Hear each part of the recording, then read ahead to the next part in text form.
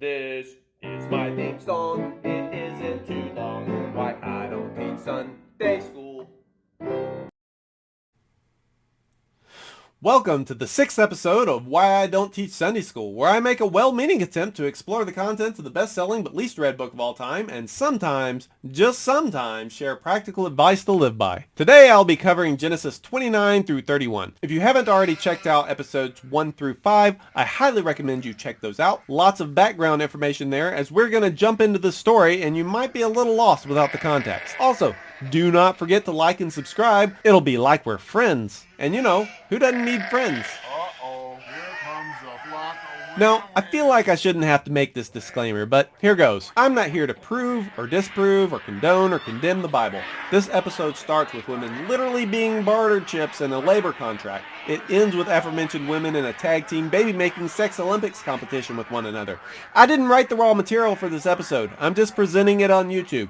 Send your totally justifiable feminist complaints to Moses. With that, let's get started. Last episode, we left our protagonist Jacob, who was on the road leaving home to find a wife and avoid being murdered by his brother, from whom he had just stolen his blessing birthright, and well, caused a bit of a personal crisis, leading him to find a new wife. Not that his brother had to get rid of his existing wife first, just convince him to pick up another one. So Jacob, having just had his famous staircase dream, was en route for the land of the eastern peoples, birthplace of his mother and grandfather Abraham. He happened across a field with 3 flocks of sheep, and their shepherds all standing around a well with a large stone covering it. Shepherd union rules, as he would come to find out, dictated that it wasn't cool to uncover the well until all the local area shepherds had arrived with their flocks. So while he waited, Jacob struck up a conversation. "Sup guys, where y'all from?" "Haran," they replied. "Oh, y'all know Laban, Nahor's grandson?" "Yeah, we know him." "Yeah? How's he doing?" "Just fine. Matter of fact, here comes his daughter Rachel with her sheep." And who would arrive but the hottest shepherd Jacob had ever seen? Jacob rolled away the stone from the well and kissed his cousin Rachel. Afterwards, Jacob and Rachel headed back to Laban, her father, his uncle's place, figuring he needed someplace to lay low for a while anyway, given Esau's rage, and figuring hanging out with his hot cousin would not be a bad way to pass the time. Jacob offered his shepherding and general farmhand services to his uncle. After Jacob had been working for his uncle for a month, Laban figured it wouldn't be fair for Jacob to just work for him indefinitely for free, and he asked him what he wanted for a wage. Without hesitation, Jacob said, "Your daughter Rachel." Laban, I imagine, was no dummy. He saw the spark in Jacob's eye when Rachel was around, and he knew he could pretty well name his price for his daughter. After all, at no price at all, marrying her off to her cousin would be more in keeping with family tradition than allowing her to marry one of the local degenerate sheep herders. So, he agreed to the marriage in exchange for 7 years of labor from Jacob. And Jacob agreed, and he worked hard for his uncle for 7 years, all for the love of Rachel. At the end of his 7-year contract, Jacob said, "All right, I've done my time, and I'm pretty horny now. I would like to have my cousin Rachel to marry." And Laban was like, "True that, a deal is a deal." And there was a wedding feast that moonless dark night, and probably some drinking, and Jacob took his veiled bride to his tent to consummate their marriage he had poured the last 7 years of his life into making happen. And when the sun rose the next morning, he rolled over to gently wake his bride with kisses, only to find it was her weak-eyed older sister Leah.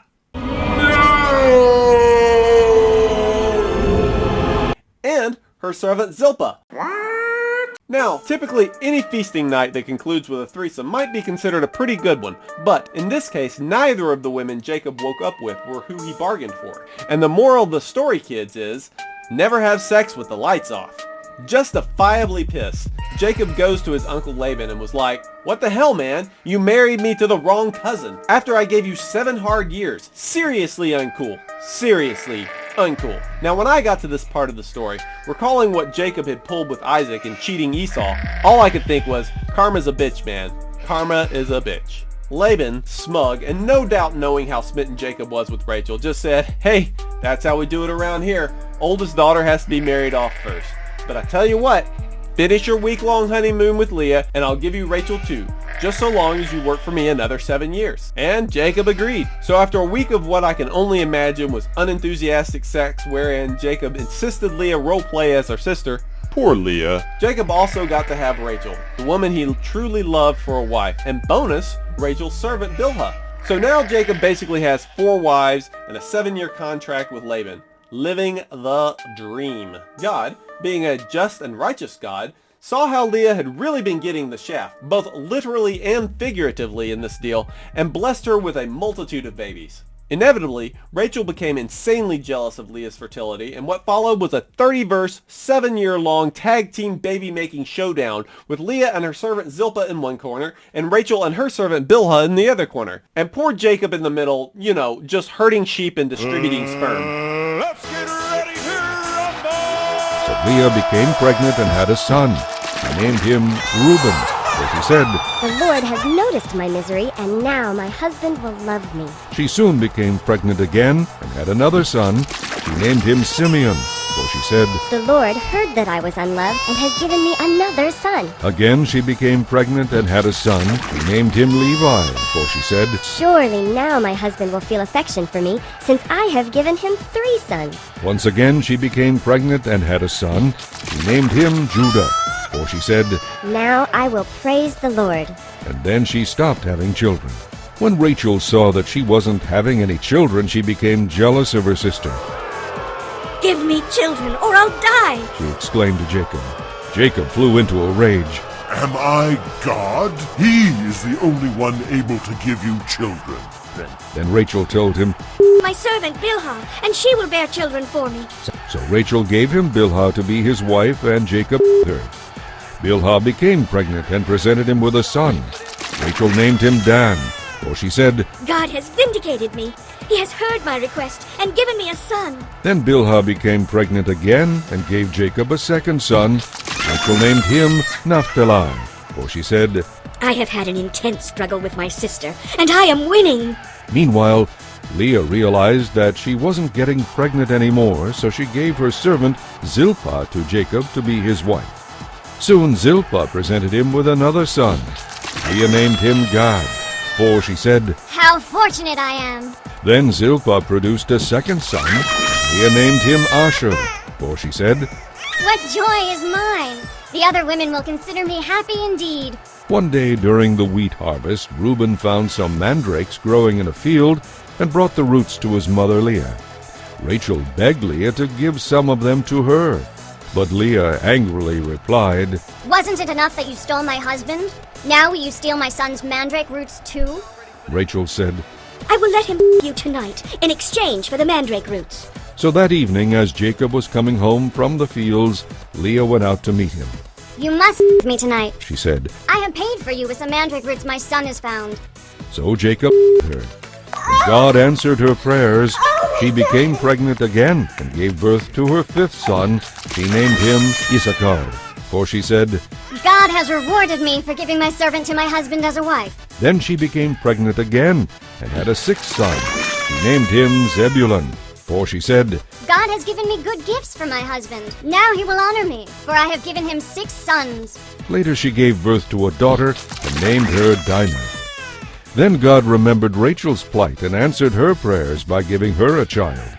She became pregnant and gave birth to a son, God has removed my shame. she said, and she named him Joseph, for she said, May the Lord give me yet another son.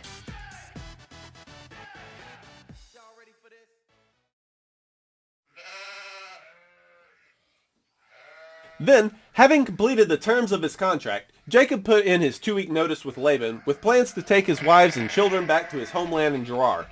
Over the past 14 years, with Jacob's help, Laban's flocks had greatly increased. Laban didn't want to lose Jacob, and he certainly did not want to see him leave with his daughters and grandchildren, so he offered Jacob to name his price to stay. So Jacob agreed to stay, if only he could keep just the speckled or spotted sheep, every dark-colored lamb, and every spotted or speckled goat. That way, the flocks could easily be separated and identified. That seemed to be fair enough to Laban, and so Jacob segregated the flocks and sent all of the spotted and striped ones 3 days' journey away with his sons to watch over them, while Jacob stayed to tend Laban's flock. Then Jacob did a weird thing. He stripped the bark off of tree branches in strips as to give them white stripes, and then whenever the flocks were in heat, he placed these white striped branches directly in front of the stronger females while they were drinking, as if causing the animals to think stripy thoughts would cause them to have stripy offspring. Yeah, I think that's what he did, and apparently that worked. And that's how he increased his own flocks from Laban's. So I'm not a geneticist, and admittedly, I really don't know anything about breeding sheep or goats, but I don't think it works like that. Moving on.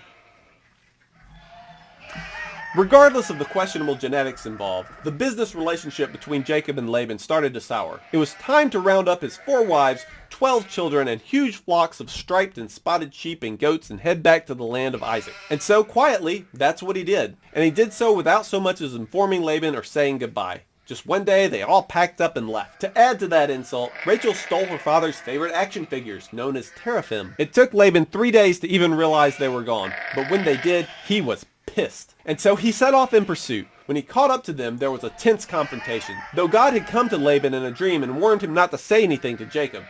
Predictably, Laban was upset that Jacob had taken his daughters and grandchildren away and felt as though Jacob had clearly taken advantage of him. After all, he arrived some 20 years prior with basically nothing, and now he was leaving with a whole family, flocks, and his favorite action figures. Jacob vehemently denied that anyone had stolen his action figures, and said if anyone stole your action figures, then that person will die. He didn't know what Rachel had done. Always a clever one, Rachel hid them in her camel saddle, then sat on the saddle while claiming to be on her period, and thus unable to stand up in her father's presence because she was on her period. Yep, that's in the Bible. Anyway, she got away with it, narrowly escaping execution for the crime of theft at the hands of her own father or husband, and Laban and Jacob decided to make a big pile of rocks and swear to one another that neither would cross said pile of rocks to harm the other. Then they had a party till morning, when Laban kissed his daughters and grandchildren goodbye and went home. It's nice ending an episode on a sort of happy note, right? That does wrap up episode 6. Check back next time to hear how Jacob puts God in a headlock, and his sons murder an entire town to defend the honor of their sister. And of course, there is that problem with Esau. Remember, you know, Jacob's brother who vowed to murder him? That should be a good one. Until then, keep it real, homies.